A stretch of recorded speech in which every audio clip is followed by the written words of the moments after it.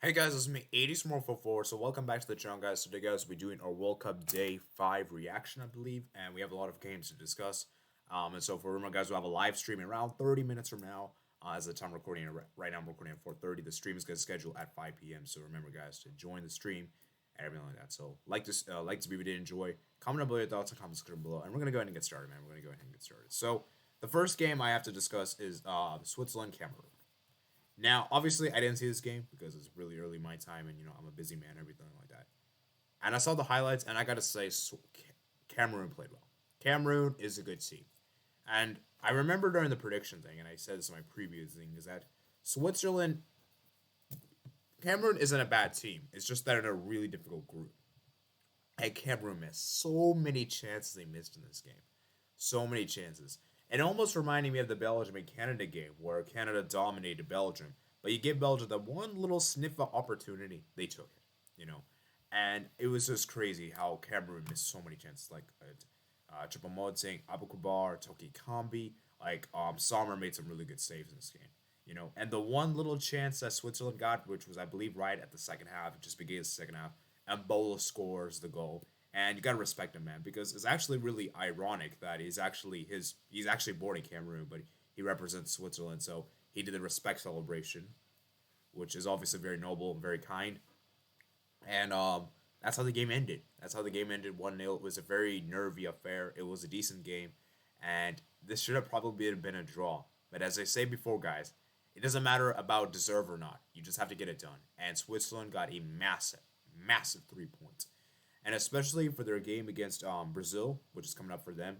If they can get a point there, and don't lose to Serbia on the final match day, man, they're in a good position to qualify for the round of 16. As for Cameroon, man, they're in a really tricky position because they have to get a result against Serbia, and if they don't get a result versus Serbia, they're pretty much out of the World Cup. So, yeah, very, very disappointing for Cameroon. I think Cameroon played well on the day. I got to give credit to them. I think they were great.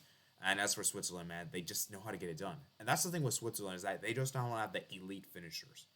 And that's kind of my worry with Switzerland is that if they want to progress far in this tournament, they're going to have to defend very well and just be good on the counterattacks. Because I feel like for me, this team is more suited when it comes to penalties. I feel like this team is that's gonna be their game plan when it comes to knockout stage. Is that they're gonna be trying to do that and try to force penalties because they know that they're not gonna score a lot of goals. Because as good as Embolo was on the day, I don't know if Embolo is really that consistent. You have like Seferovic and these kind of other players, and not really consistent goal scorers, Vargas, and yeah, Switzerland don't really have that clinical striker.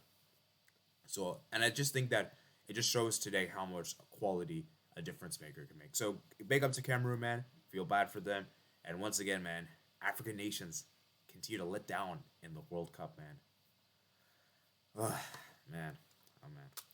Let's go ahead and move on to the next game, man. Let's go ahead and move on to the next game. We got Uruguay, South Korea. Now, this was a good game. I'd say this was a great game. Despite being a 0-0, I would say this was a great game. From the highlights I saw, Uruguay looked really good. I think for the first half, they were definitely the better team. And South Korea, man, you got to give them the defensively. They were solid as a wall at the back. They made it very difficult for Uruguay to beat them. And Uruguay are also very solid defensively. And Wang Chan, man, that chance, man, he should have scored. That was a huge chance, man. And that is a chance that could be detrimental for South Korea. Because if South Korea wins this game, oh, they're in a great position to advance. Great, great position. As for Uruguay, they're going to look at this game as a massive, massive disappointment and that this is 1 point, 2 points dropped. I think for South Korea, if you're looking from their perspective, I think they'll take the point. Look at from their perspective, they'll say this is 1 point gained, and for Uruguay, they're gonna look at this as 2 points lost because now Uruguay have Portugal in the next game, and they have to get a result in that game against Portugal because a draw isn't sufficient. They have to win that game, and if they fail to win against Portugal, they're not gonna top the group. They're not gonna top the group. So yeah, I mean, it's going to be interesting to see how Uruguay does. Darwin Nunez on the day had some decent chances. Valverde actually almost scored, I believe, a banger, I believe. And scored. You can see how Uruguay this team looks really old. This team looks really old. A lot of the old players are, a lot of the players that they're at the primes, like Luis Suarez and, Bentancur and these kind of players, Diego Godin, are just declining. And you can see this is Uruguay's last dance. Like, a lot of these players, it's their last dance. They just don't seem to be at that level they used to be. And yeah, I think Uruguay is going to really struggle to advance out of this group. As for South Korea, this is a huge, huge point for them. And now their next game is against Ghana. And if they can beat Ghana, they have to beat Ghana. If they beat Ghana, they can have a good chance to advance in the last match day. Because Uruguay's playing against Ghana, and we know Ghana's going to give everything there. We know Ghana's going to give a huge, they're going to give a good game in that final game. And we know it's not going to be easy for Uruguay, especially as we saw today. So, as I said, huge point for South Korea. Kudos to them. I think they showed Asia well, and you got to give credit, man. 3 Asian teams got results this match day 1, 2 wins and a draw. So it's very commendable to see a South Korea, man. So big up to them, man. Huge point for them. And yeah, like I said, guys, huge result. All right, and now this game, guys. What a game this was. This was my favorite game. This might actually be the best game of the World Cup so far. What a game of football this was. I watched this game and I was very surprised. Like, the first half was so dull. Like, I don't even want to discuss the first half. Like, the first half was so dull and so boring. Basically, the first half, to describe it in one word, it was basically Portugal dominating and Ghana just being very defensive. And what I noticed with Portugal in this game is that they didn't really have enough wingers in this game. You know, they were putting a lot of crosses to the box, and you could see how their wingers didn't really get into the game, like the likes of Otavio, Joao Felix, and everything like that. And, you know, Ronaldo, on the other hand, he had some decent chances. He actually did score a goal in the first half, an open play goal, but it was disallowed. And he even had a really good chance to score. I believe it was the 10th minute of the game when the goalkeeper made a really good save. And then the second half, man, this is where the floodgates opened, and you got to talk about the penalty. Now, that penalty, I got to say, was pretty soft.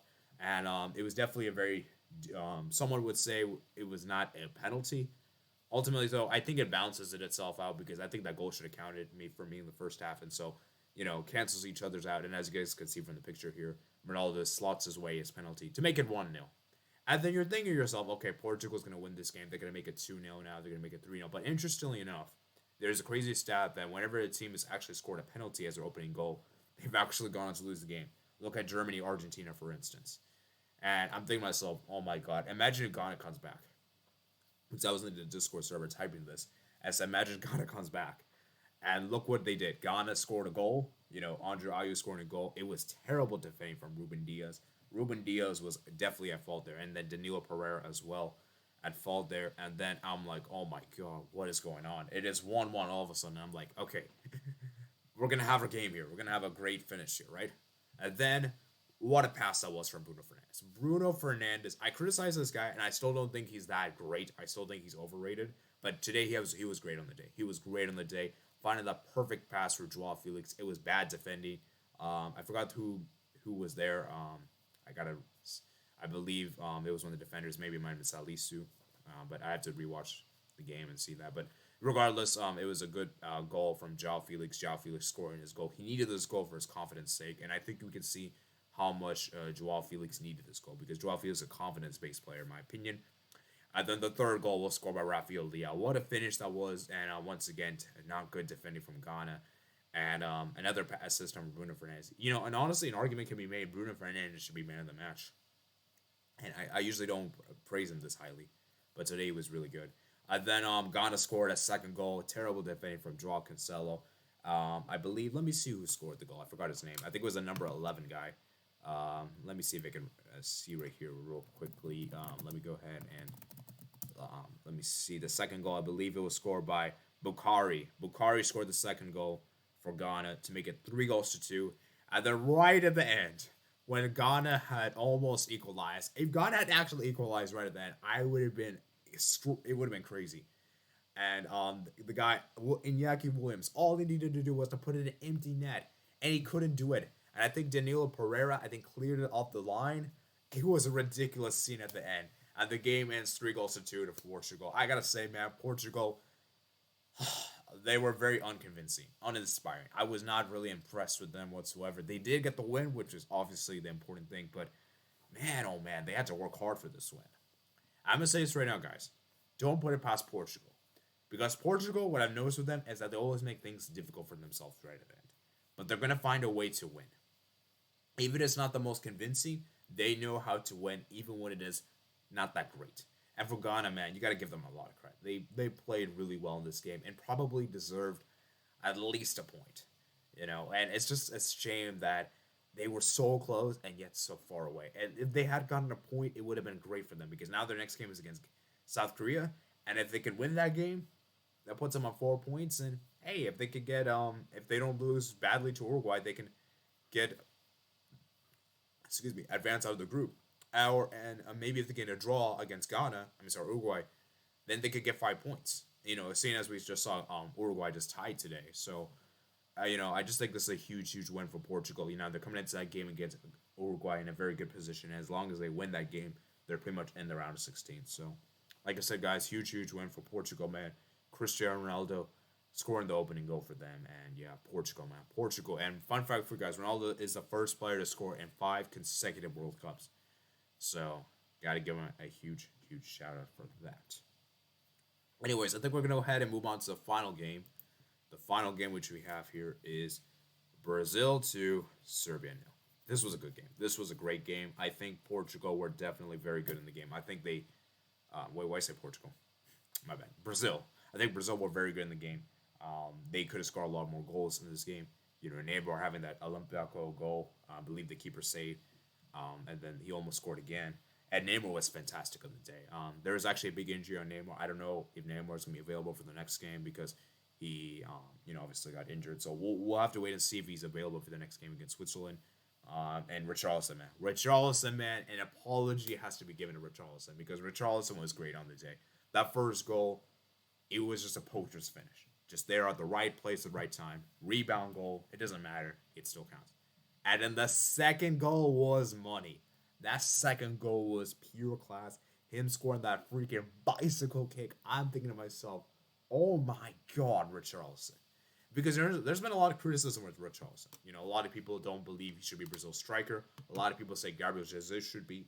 And let me give you guys my opinion on this. Between the two, I think Gabriel Jesus is the better player than Richarlison. I think there is no doubt he is the better player. But in terms of who's better in terms of goal scoring, it has to be Richarlison. Richarlison is way more clinical.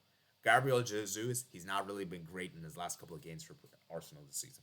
I think he's only got 1 goal in his last 5 appearances for Arsenal, which is really worrying. Now, is it to say he's been terrible for them? No, I think he's been great for them in the link-up play. But I think Richarlison is just a striker. Gabriel Jesus is more of a link-up striker. He's not really that number 9 kind of guy. And, for that goal scoring, poacherness, you need that striker. And I think Richarlison, man, he was great on the day. Obviously, Rafinha I thought was disappointing. Rafinha, I expected so much more from him. Obviously being a Barca fan, and I try to defend Rafinha when it comes to Brazil, is that generally he's good for Brazil, but he's not really making himself good. I think Neymar was great on the day. I think Vinicius was also good on the day, despite him not scoring. And overall, Brazil just looked really solid. As for Serbia, man, I just don't think they have enough quality. They just didn't have enough quality in the final third. They never really troubled Alisson that much in this game. I think Alisson made 1 or 2 saves, I believe. And I just think Serbia really needs Mitrovic. I think Serbia really, really needs Mitrovic for them because without Mitrovic, man, it's really hard to see this team really scoring an abundance of goals. And their next game is against Cameroon, and they have to win. If Serbia failed to win against Cameroon, they're in a really bad position. A really, really bad position. As for Brazil, man, their next game is against Switzerland, and it should be interesting to see how that game poses out. So, anyways, thank you guys for making all the way this far in this video. If you guys did enjoy, let me know what you guys think in the comment section below. Remember, guys, will be a stream around 15 minutes from now. Right now, we're at 4:43, I believe. So, I hope I can see you guys then for the stream recap. We're gonna have a lot of you guys come on the panel to discuss match day 1 of the World Cup. So make sure you guys consider subscribing if you're new on here. Like to be a video, enjoy. Comment down below your thoughts. Comments below. Remember, guys, check out me with pleasure. This is Christian below, and I'll see you guys later. Peace out.